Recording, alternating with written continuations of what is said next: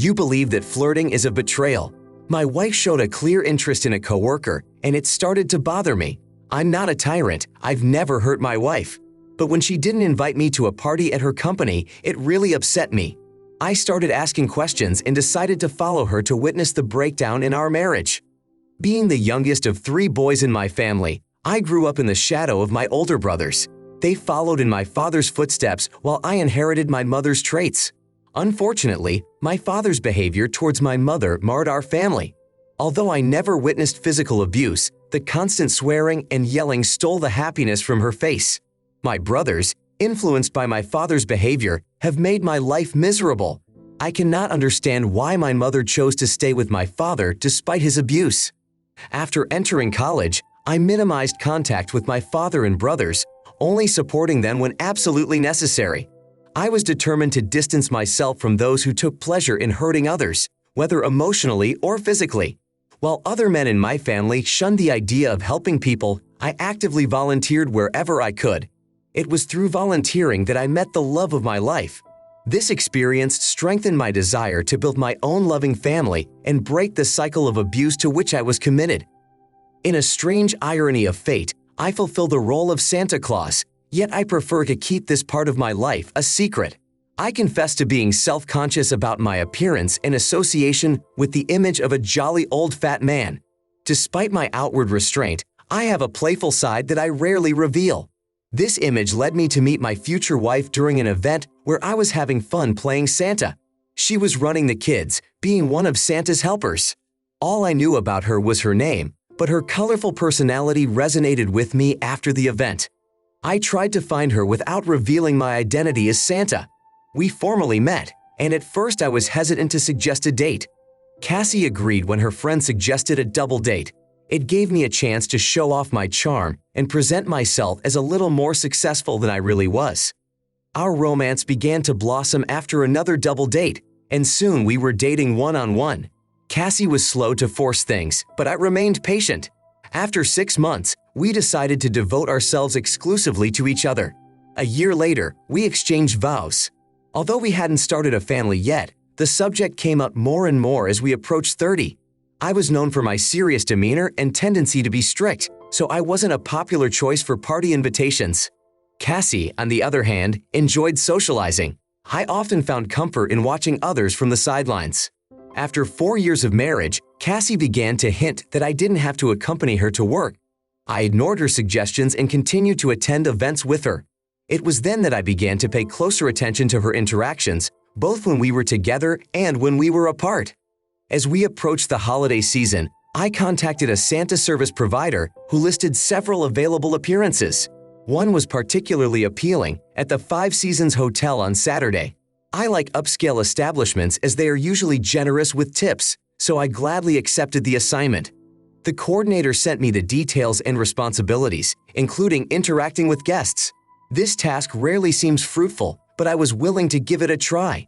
In addition, 3 hours before the hotel event, there was another concert at the Senior Living Center, which I also accepted. I realized that the company sponsoring Santa's appearance at the hotel was none other than Cassie's employer, Malden. I found it odd that she hadn't mentioned anything about the upcoming party, especially since it was only 2 weeks away. Nevertheless, I had already decided to play Santa, although I couldn't shake the feeling of anxiety.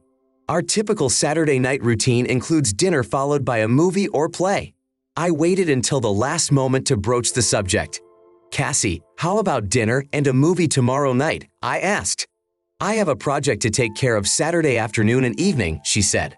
"We're having a company work party. I'm sure you won't be interested there," she added. "That's news to me," I said. "I'm sure I've mentioned it probably a few times," Cassie said with mild irritation.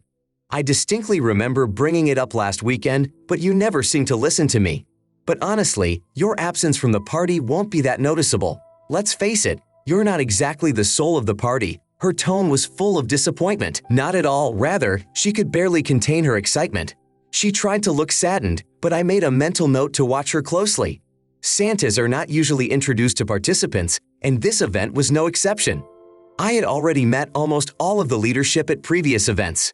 Despite my quiet and shy nature, I had a sharp memory for faces and names. Only a few attendees noticed me, sensing something familiar in the back of their minds. Eyes have a knack for leaving subliminal impressions. Fortunately, no one revealed my identity. Owner John Malden warmly welcomed all his employees and their families. Among the children bouncing on their laps, some were scared, some in tears, and others excitedly opening the gifts they were waiting for. I noticed John with Cassie, though I couldn't hear their conversation.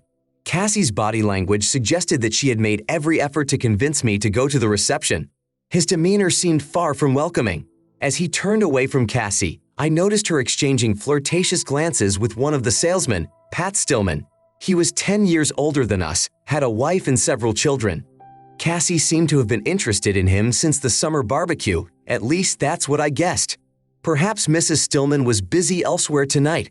I couldn't help but speculate if Pat was divorced or had found a way to spend the evening away from his wife. Cassie's gestures, her raised eyebrows and smile to him, threw me off balance. Every 40 minutes of work brought me a 10-minute break. After a visit to the restroom, I retreated into the shadows. The hotel had set up a dark mesh screen so Santa could hide behind it. The screen was translucent, allowing a little bit of a view of the dance floor. Cassie and Pat swayed together to a slow song. Her head rested softly on his shoulder. My stomach twisted as I witnessed Cassie point Pat's hand in her direction.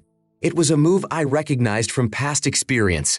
Quickly grabbing my phone, I discreetly took a few pictures. I sent the most compromising photo to Cassie, testing her loyalty. "Look at this photo. Someone sent me the following. Better show me how you put this guy in his place. Isn't that Pat Stillman?" Cassie must have missed my message or her phone was somewhere else. Just in case, I dialed the hotel number and asked to speak to Cassie Foster. There was no guest by that name. What about Pat Stillman? I was transferred, but no one answered. However, Pat did have a reservation, so I decided to forward the picture to John Malden. "Do you condone infidelity among your married staff at these events?" An event I wasn't even invited to. It's rather odd that Pat has a room reserved here, isn't it? I noticed John sneak a glance at his phone before turning his attention to the same couple I'd been watching. He then pointed to the official photographer, beginning a brief exchange. After a nod of acknowledgement from the photographer, he resumed his duties, capturing Cassie and Pat's moments with the others. As the second slow dance came to a close, Cassie and Pat exchanged a quick kiss before parting ways. Not surprisingly, they ended up sitting next to each other, given the assigned seats listed on the business cards on each table. How convenient, I thought. That was my cue to take a seat on Santa's throne. I've always been curious about how some mothers flirt with Santa. I wonder if they believe I have a direct connection to the big guy. Not that I mind when a woman tries to grab my attention, especially with a revealing neckline. I just respond with a smile and a wink when concerned children give away their secrets. I noticed Cassie glance at her phone. Her reaction was amused. She pushed Pat away and looked around the room, trying to determine who could have taken that photo. Pat tried to comfort her, but she abruptly rebuffed him, speaking sternly. He mimicked her, scanning the room. I quickly snapped a picture of them, one looking to the left, the other to the right. During my next break, I planned to send this photo to Cassie. Luckily, my phone was on silent mode. Cassie hurried down the hallway alone, phone in hand. My phone vibrated. I noticed Cassie walking around, occasionally holding the phone away from her ear, as if hoping I would answer her call. I decided to put it to voicemail. When the food line opened, my 30-minute break began. I took the opportunity to send Cassie a compromising picture. She looked upset, quickly typed and sent a reply. "It's not what you think, it's a complete misunderstanding." At least I had interrupted her evening. I was skeptical, however, that I had managed to uncover her affair before it began. If Pat was getting a divorce, I couldn't help but wonder if Cassie was the cause. It was time to mingle with the guests. I felt more like a clown than Santa. Turns out people don't know how to have mature conversations with Santa. Pat, meanwhile, was nervously looking around the crowd for an informant. Cassie kept her distance from everyone and then headed toward the restrooms like a cornered squirrel. Pat wasn't sure where to go when Malden approached him. After a brief conversation, Pat's mood had noticeably worsened and he headed for the exit. It was at that moment that Cassie returned to the party with a wide smile. But when Malden caught her eye, the smile quickly disappeared. It was a sight, a clear expression of terror and panic on Cassie's face. She quickly gathered her things and left the party. This peculiar cycle came to an end when I took on the role of Santa again. I had feelings for Cassie, but now I felt disgusted by her actions. After dinner, I spent time with the kids. I took a break and saw several voice and text messages from Cassie. I texted that I heard from someone that you and Pat had gone home. Did you go to his hotel room again? Maybe you had a little fun before and after the party. I wrote. Jeff, it's not what you think. I didn't do anything like that, she replied. I didn't feel good, so I left. I went straight home, and now I'm here alone. When will you be home? I replied, I told you not to come home. I guess I'll get a room for the night. You're annoying me. Jeff, please don't say that. Come home. Let me explain so you understand, she said. I continued, there's nothing that needs to be understood. You were wearing clothes I had never seen before. You let him touch you. I'm sure you had plans. No wonder you wanted me where his wife and kids were. They're getting a divorce and you're helping to destroy their home too. What a horrible person you are. Cassie called, but I couldn't pick up the phone. My break at Santa's was over. After the last session, I usually pack up and use the tips to buy nice gifts for Cassie. If she gets anything from me this year, it will be even less meaningful than a lump of coal. In my usual attire, I found John Molden. Hi John, I'm Jeff Foster, I said, shaking his hand. Jeff, I sent Cassie home. No, we don't approve of this behavior. She and Pat will have meetings with HR first thing Monday. Not that it matters, but how did you get that picture? You're right, it doesn't matter. I'm glad you solved the problem. If we never cross paths again, just know that I appreciate your position. I wish you a pleasant holiday season. John gave me a hearty pat on the back as I was about to leave. It must be exhausting acting as a father to a group of troublemakers, I said. I turned off my phone and found a budget motel off the highway. I felt drained more emotionally than physically. After a long, steamy shower, the weight of my circumstances came over me. I won't say I cried myself to sleep, but I won't deny it. I didn't set my alarm, but I woke up at my usual time. My body is dealing with this on its own, whether I like it or not.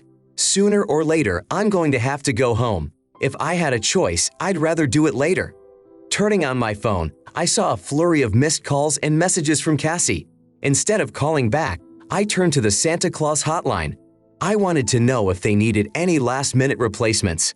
It turned out that the Santa Claus assigned to the Children's Hospital had been arrested for drunk driving on Saturday night. Without hesitation, I agreed to step in. It was my first experience performing at a hospital. I doubt I would ever turn down an opportunity like this. Despite their illnesses, the children were incredibly genuine in their embrace. They radiated optimism, especially when their parents were around. I often received heartfelt and touching hugs. Some nurses were overly friendly, which I found comforting. The woman I loved had broken my heart, and I longed for some form of comfort. Julie, a nurse my age, accompanied me on my lunch break. We walked quickly side by side. We can go to the nurse's room if you've been behaving yourself. I have no problem distinguishing between naughty and nice, I said with a smile. Oh really? Which category do I belong to? She asked. Definitely the good ones, I replied. Her smile was disarming. What would you like to drink? Did you bring any food? I'm filling in for a sick Santa, so I didn't bring anything, I replied. The prepared water will cover your food. Just let me know what you want and it will be here in 10 minutes or less. After Julie placed my lunch order, she pulled up a chair nearby. I took off my white gloves and red cap. I can tell by your hands that you're probably in your early 30s. You have a tan. Still married to Mrs. Claus? Probably not for long, I replied, feeling withdrawn. I'm sorry, I didn't mean to upset you. You don't have to apologize, it's my problem, not yours. No rings and no tanning. It's hard to believe someone as attractive as you is single. You're a talker, aren't you? I noticed. I was focused on my studies and didn't want a relationship to interfere with my career.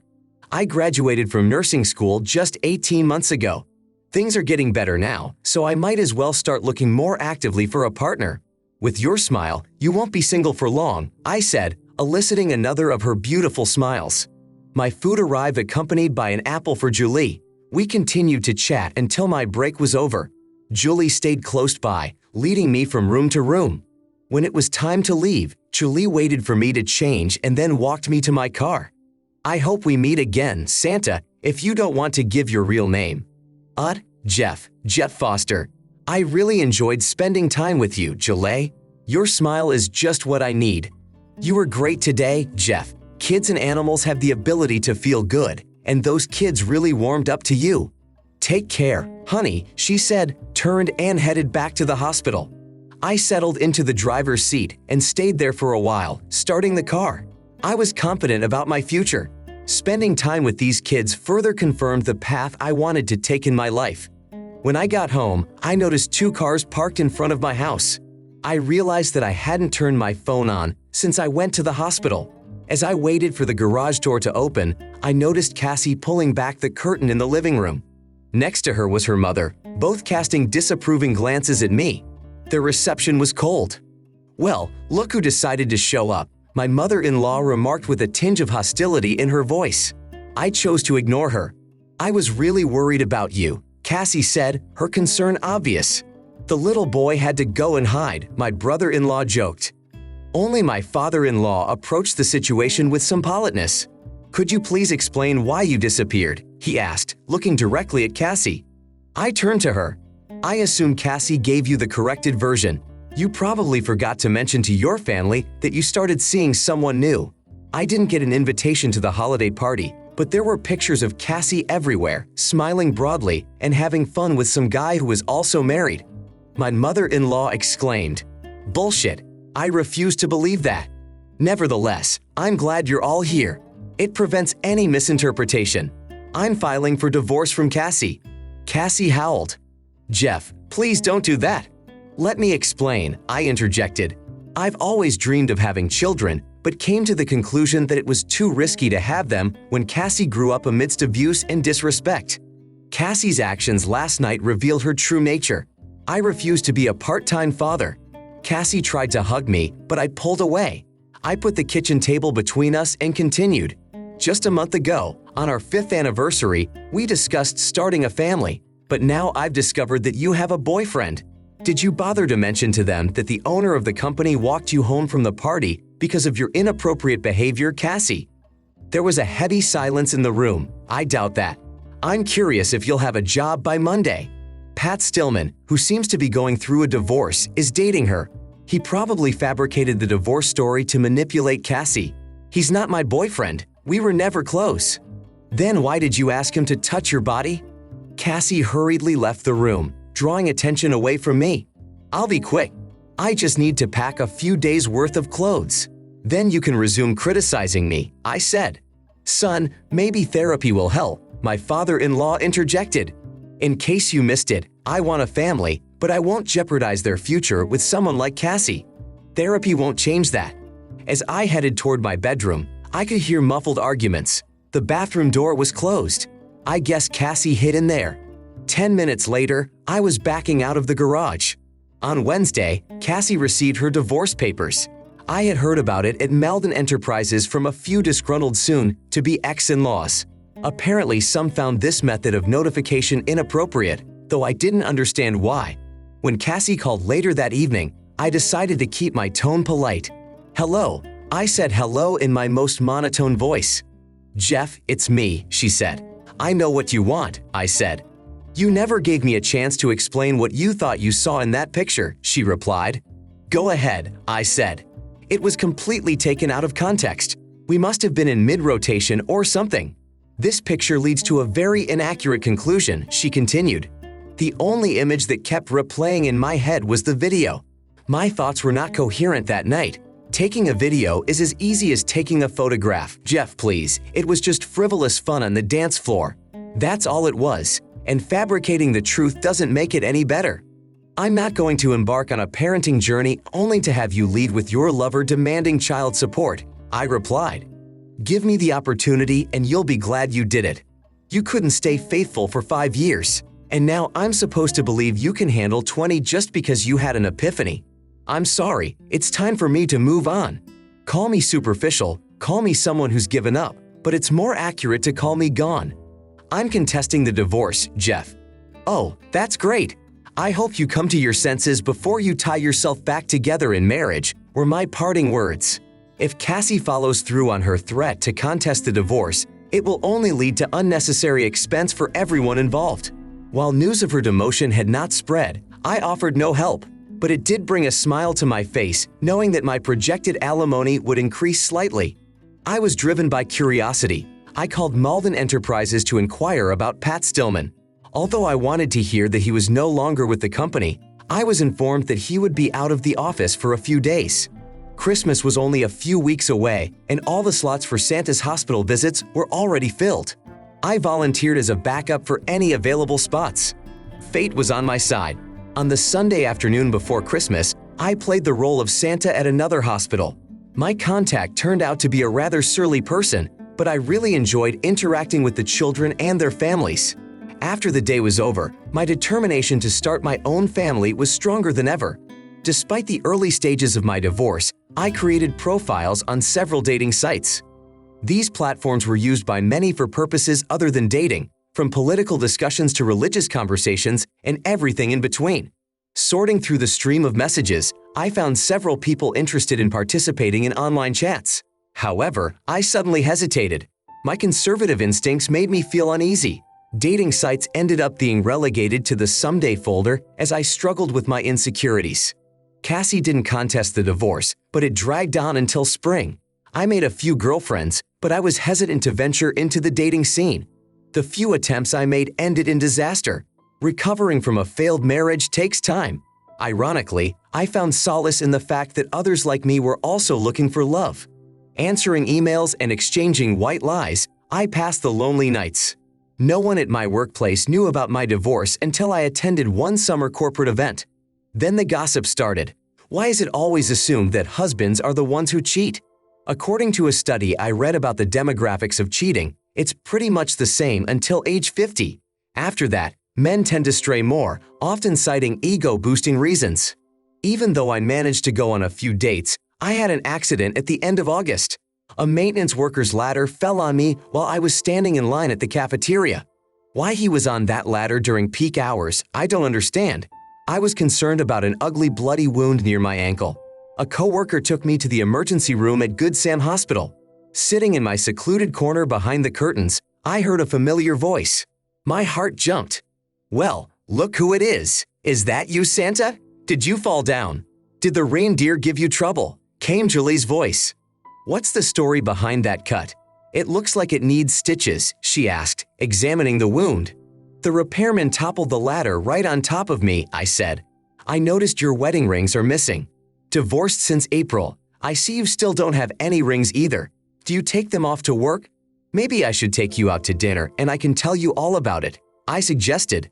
Maybe you should, she replied with a smile. When was your last tetanus shot? Let me think. I have no idea, I admitted. I'll let the doctor know, Julie said. Where are you taking me? I asked, trying to make a joke. To infinity and beyond. About that moment, the doctor entered my room. What's the situation, Mr. Foster? He asked.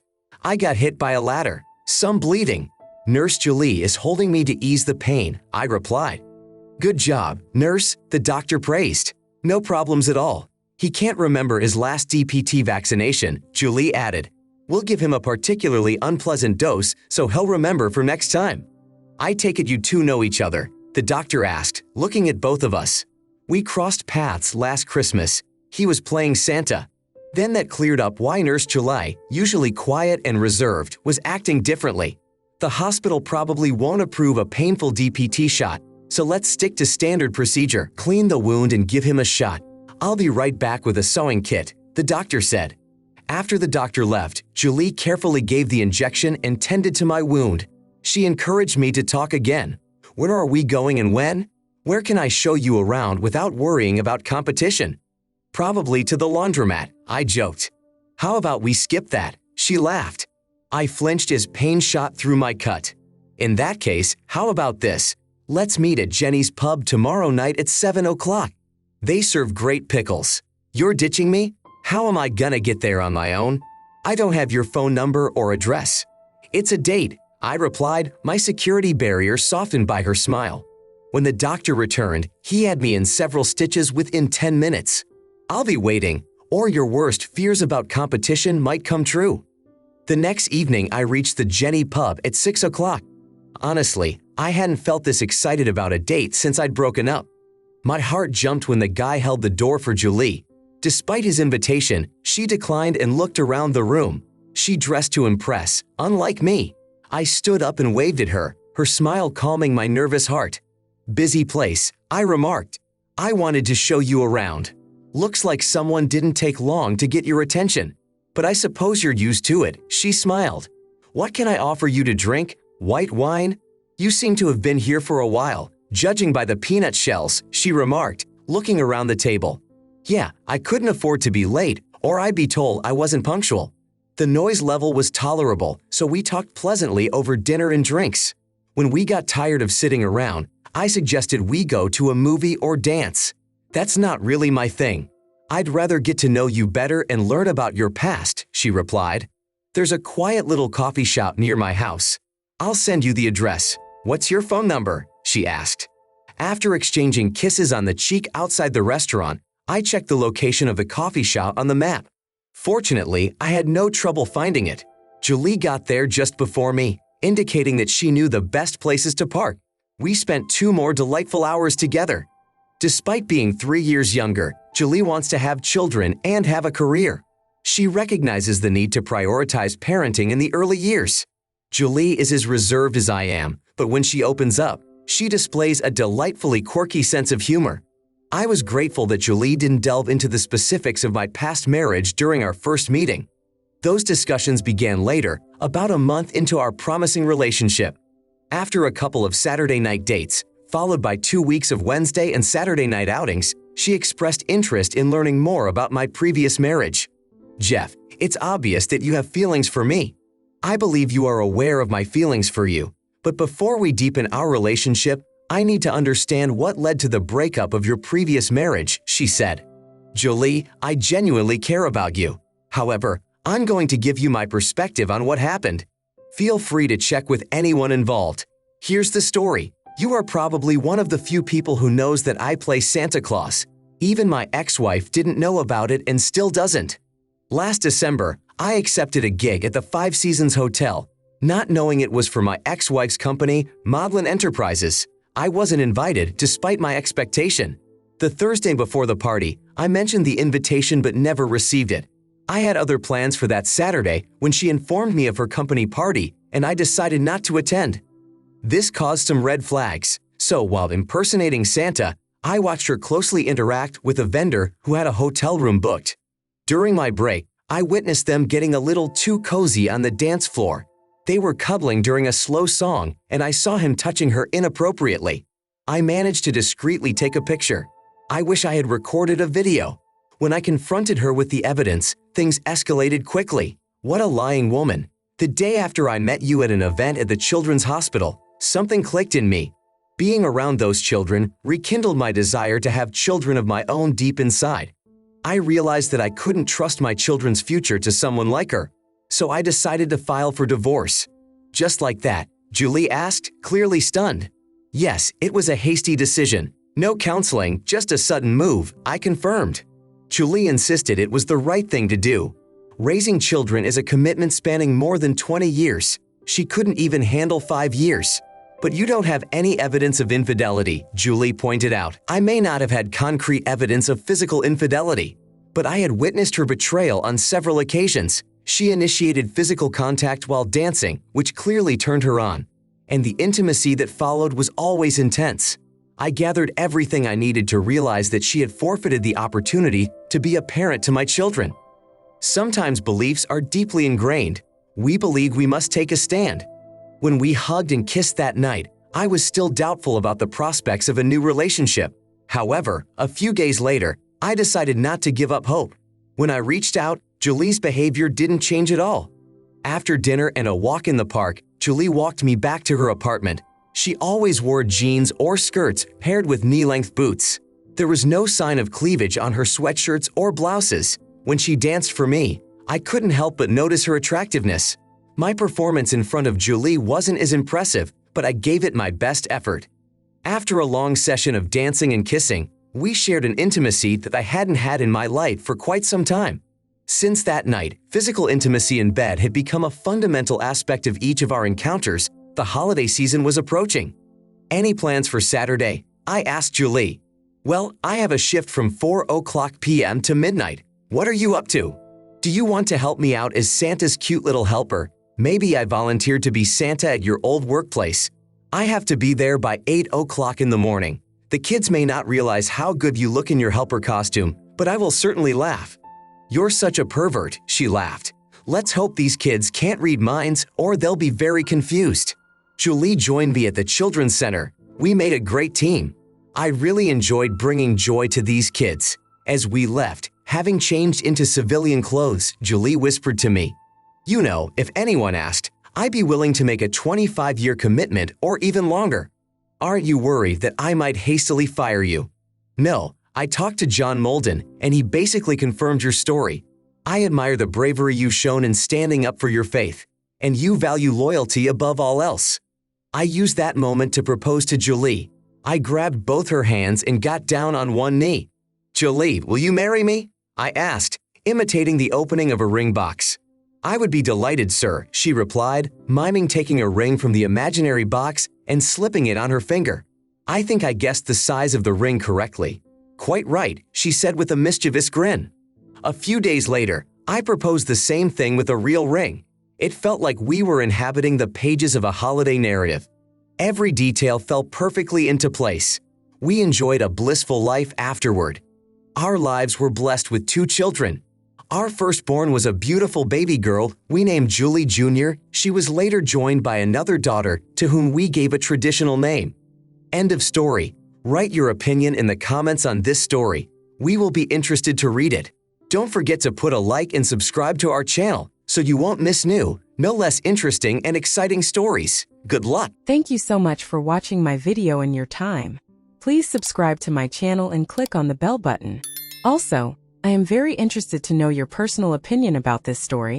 You can write it in the comments. I will definitely answer you personally.